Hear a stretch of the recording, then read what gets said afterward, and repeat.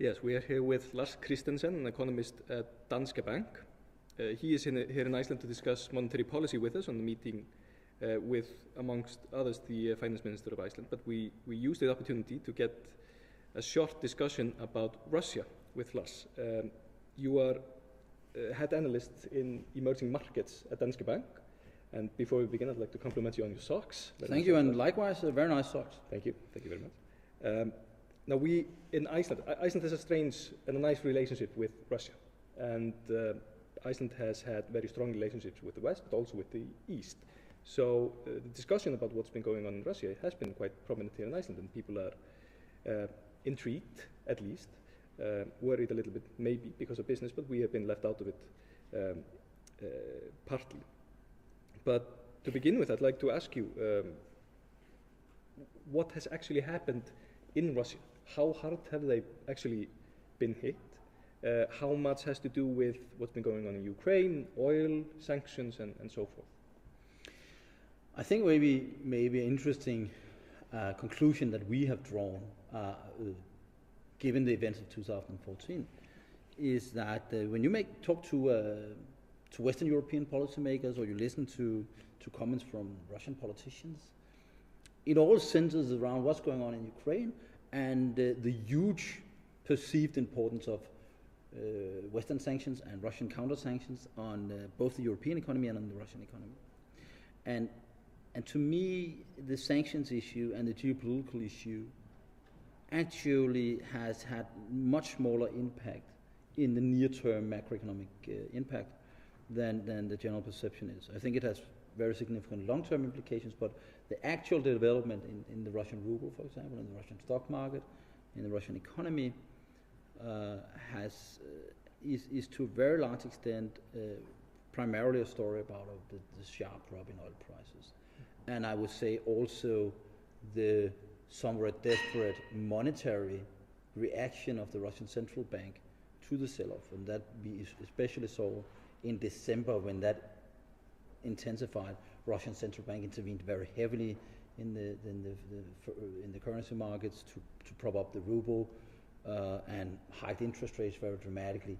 That has a huge negative impact on the Russian economy. So I really think that the drop in oil price and the interaction between that development and monetary policy response really is what is hurting the Russian economy at the moment, and that is a significant negative blow. Yeah. The next question has to be how much they can take of this, and that's something that's been debated quite a lot. And I'd like to quote two people. Putin, firstly, who has said that the worst case scenario is that this will take 2 years. Things will be fine in 2 years. The former finance minister, Mikhail Zadornov, he has commented on this, and he has commented on the stated reserves that they have, that they can actually use, gold reserves and currency reserves, which are stated to be 400 to 500 billion US dollars. They have gone through that quite quickly now, about 20%. But Zadornov says that this is grossly overestimated, because the amount of liquid cash that they could possibly use in the short term is probably only about half of this, maybe 200 billion, because much of it is committed in long-term infrastructure projects and so forth. So for how long can 200 billion last if they are trying to prop up the ruble, as well as trying to be a lender of last resort to support local businesses that cannot get adequate finances abroad? Yeah, I think it's important to see that there wasn't really a problem as long as the Russian central bank just allowed the currency to weaken, to collapse, in fact. Obviously, that is a problem in terms of high inflation. Important. It's a problem for those institutions, banks, companies with foreign currency loans. But in the overall development of the economy, the weakening of the currency is very helpful in stabilizing demand. And for example, in terms of, public finances, as long as the ruble was depreciating,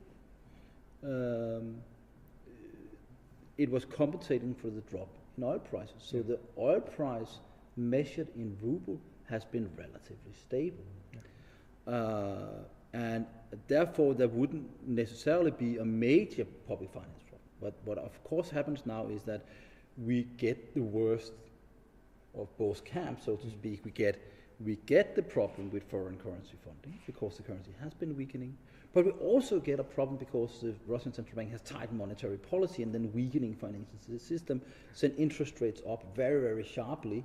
We had in late December overnight rates, so very short-term funding for banks essentially above 50%, and we are still way above 20% on money market rates, which effectively is a rather painful strangulation of the Russian financial system. And therefore we have also the view that the Russian central bank will have to make a choice whether they will continue this strangulation or they will allow a new depreciation. And in our view, there is only one viable option, that is to provide more liquidity to the banking system, but that would also necessitate a further weakening of the currency. And that will likely create problems for certain banks and institutions with foreign currency loans. And rightly, it is right that Russia's FX reserve have been drained very dramatically.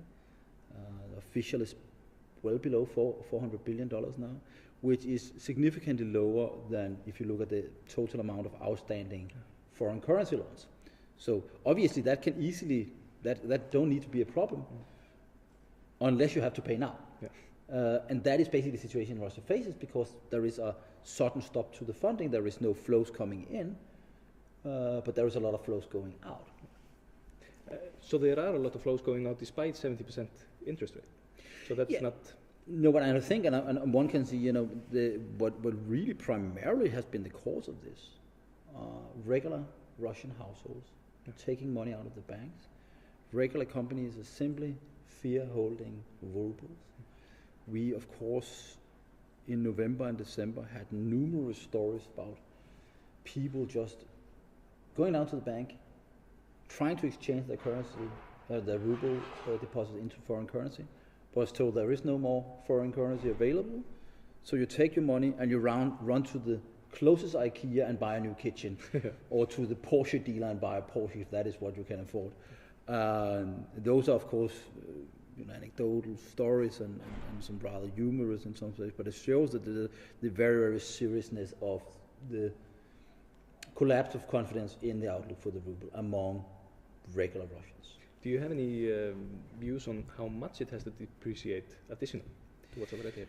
I think one can assess it in different ways. I think a way to assess it, a very simple way, is what, under normal circumstances, what would be the needed oil price measured in ruble that we needed to have now to balance the budget in Russia this year.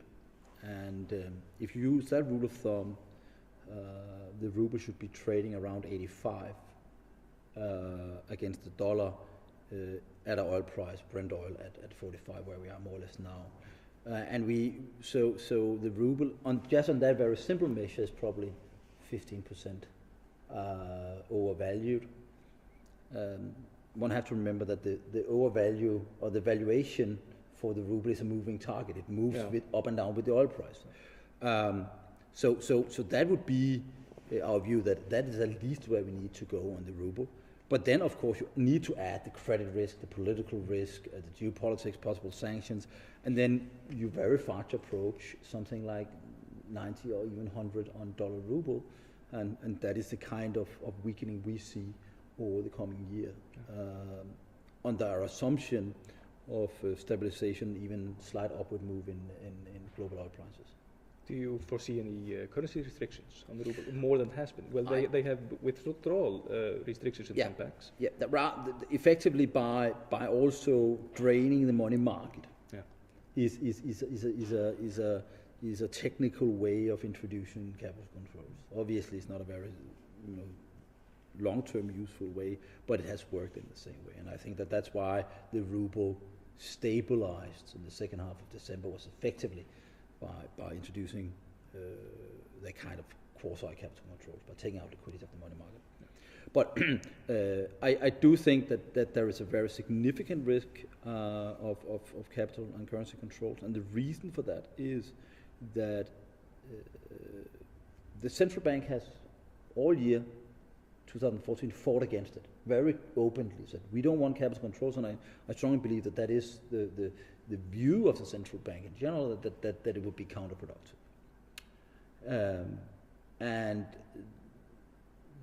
But there has also been increasing political pressure from certain members of the Russian Duma. Even advisors to Vladimir Putin have said capital restrictions would be the way forward.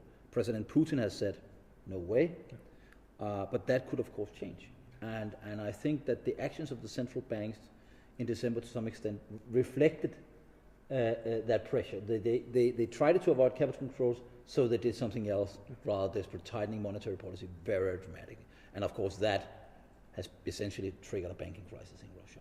So you could say that if they now have to move in a situation where they provide more liquidity to the money market, the ruble start to slide again, then the pressure to introduce capital controls will increase once again. So I do think there is a very significant risk of that. With the oil price at the current levels for some time, how long can this really go on? I think what maybe is a somewhat scary comparison, at least if you're Vladimir Putin, is the situation in the late 80s.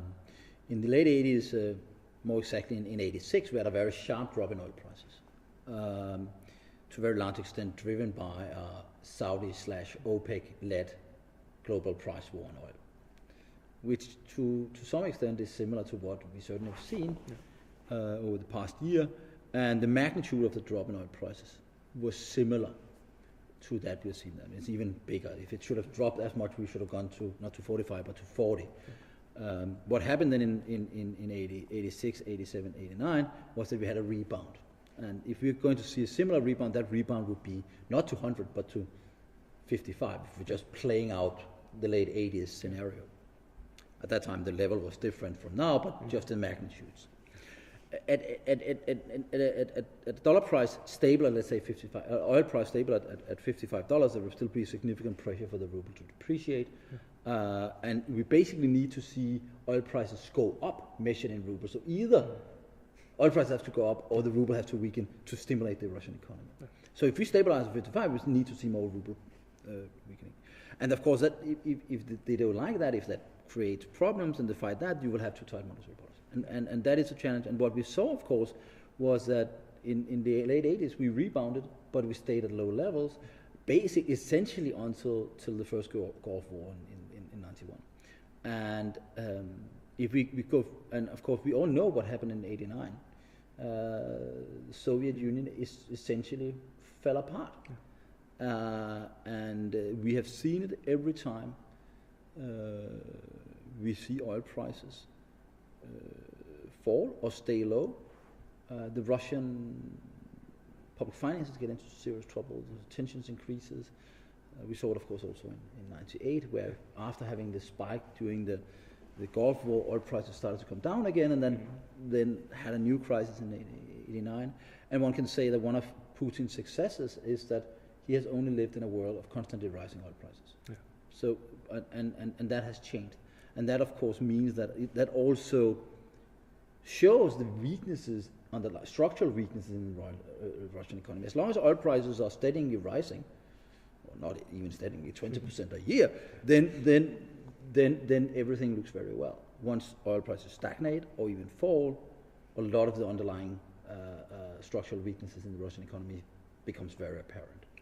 And that's what we're seeing also to a large extent now.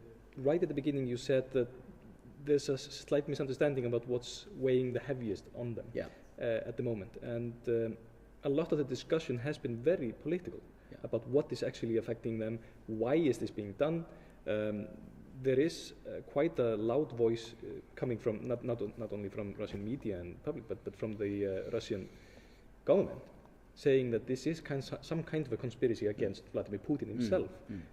That all of a sudden now they're defending their citizens in Russian-speaking people in Ukraine from genocide protected by the West and something like that, doing normal things, and all of a sudden there's an agreement to push down the oil prices that will, to of course affect them mostly as a very, very, an economy that's very weak, very sensitive to oil prices. and then you implement these sanctions. Is there any truth to this being pointed at Putin himself, as the discussion seems to be? Yeah. There is the deputy prime minister. Putin didn't make it to Davos, but Igor Shuvalov, who was the deputy prime minister, he was there, and he said that Russians are willing to sacrifice their wealth to defend Vladimir Putin. That they are willing to eat less, they are willing to use less electricity in order to do so. That the sanctions are an attempt to get rid of Vladimir Putin. There is no doubt about the conflict, and we can see that there's very significant deterioration in Russian-Western relationship, and that, of course, to a very large extent on both sides, centers about the person of Vladimir Putin. For example, I think most notably the relationship between Chancellor Merkel in Germany and Vladimir Putin has soured very, very dramatically. I do see that, and obviously, if we look at the sanctions, they have been directed. The sanctions against individuals have been very much focused on policymakers, business interests close to Vladimir Putin. So, you can understand the perception of what's going on. The question is then, of course, you will regularly hear in Russian debate and Russian media that the drop in oil prices has some way been engineered by the U.S. government. Or the Saudis are doing what they're doing under pressure from the U.S. We can, of course, not know anything about this. I would, however, more think that this is an issue of the Saudis being dissatisfied with certain competitors that have been entering the markets. But again, the 80s and 86 is an interesting parallel. Michael Reagan, Ronald Reagan's son, has claimed that Ronald Reagan was pushing the Saudis then to cut oil prices, or to increase production, so to cut oil prices. That has been denied by the Saudis, and I think it is in the conspiracy. It's more of a conspiracy theory what we're seeing now. That being said, it's notable when Russia annexed Crimea. A few days after that, the President Obama announced that the U.S. was opening its strategic oil inventories, meaning basically putting oil on the market. And there is no doubt that in the global oil market there has been a discussion whether to that extent. And there is no doubt that the Americans, to some extent, have seen the drop in oil price as doing the work the sanctions were not doing. That being said, I also think that Western policymakers, particularly in Europe, have been quite concerned that this crisis would escalate to the extent of destabilizing Russia. And I think that many policymakers are even more fearful of what Russia would be if it wasn't Vladimir Putin's Russia. So I'm not entirely sure that there is an interest in the West that Russia should be destabilized politically and economically. And it's hard to see how Russia reacts. That being said, you have also seen that at least in December it seems like the Russian government, Vladimir Putin, foreign minister,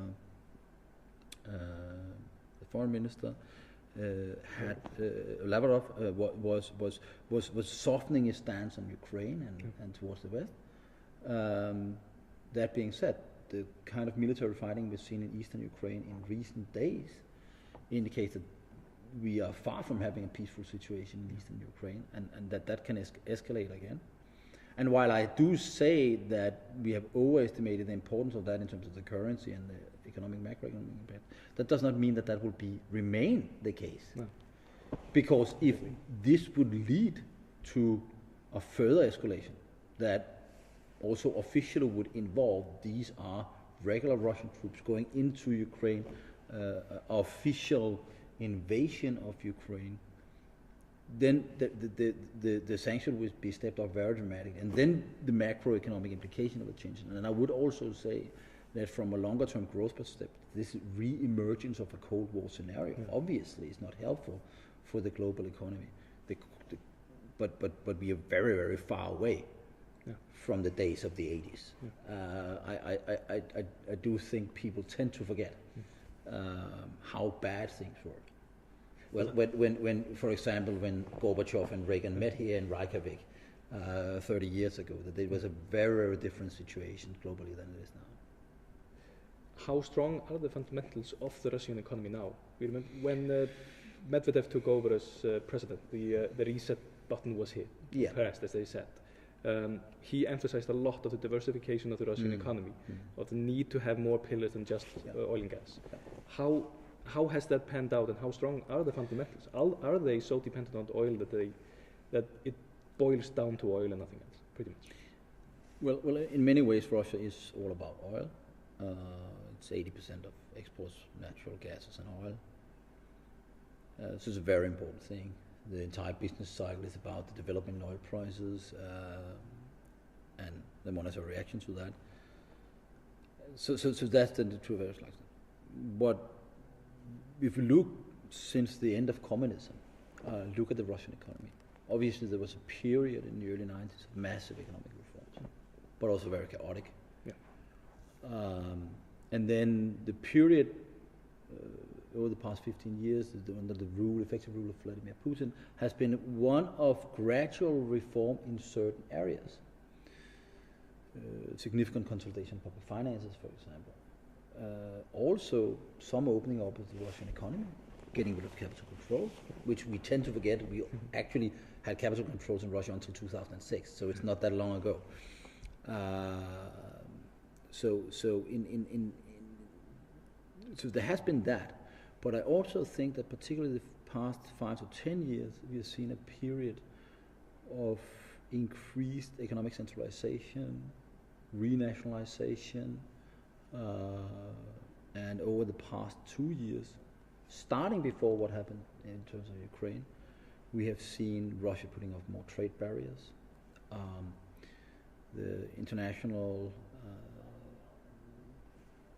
we have a global institution called Global Trade Alert, which is do an annual survey or assessment of protectionist measures in G20 area countries. Showed that already in 2013, Russia accounted for 1/3 of all protectionist measures in the G20 areas. So already before what we have done, we have seen a significant move towards more protectionist measures in Russia. And I do think that the overall picture is that Putin's economic policy is one of greater government control over the economy. And that from a fundamental growth perspective is negative. And then of course we have one major challenge that Russia faces no matter what, and that's the negative demographics. The Russian labor force is shrinking, and particularly the very low average living age of Russian men is very concerning. So the underlying trend growth in the Russian economy is fairly small, and at the moment our assessment is that it might be as low as 2-3%. So even without any shocks and any crisis, the underlying trend growth in the Russian economy is very negative. And of course, what we would have liked to see had been measures to do that.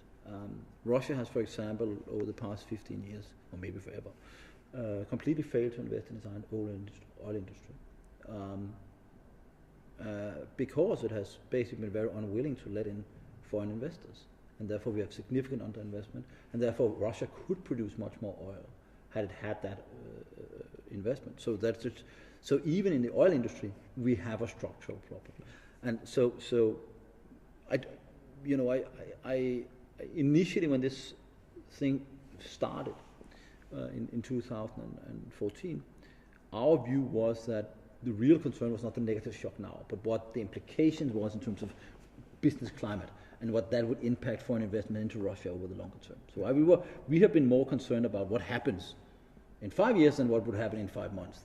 But what, of course, as the crisis have escalated, it has been impossible to focus on 5 year ahead, because the financial markets are telling us that in December we saw credit default swaps spike. And essentially, and it's still the case, is that if you look at credit default swap, the market is saying to us there's a more than 30% likelihood of a Russian default, government default within the next 5 years. I think that is too aggressively priced by the market. I think the risk of a Russian default is lower than that. But it just illustrates how bad the crisis turns. So even though we can talk about long-term structural problems, there is a real risk of things blowing up in the short term. I think we'll leave it at that. Slightly negative note, but it illustrates the importance of focusing on what's happening these days in Russia. And I'd like to thank you, Lars Christensen at Danske Bank. My pleasure. For joining us at VIB. Thank you for watching.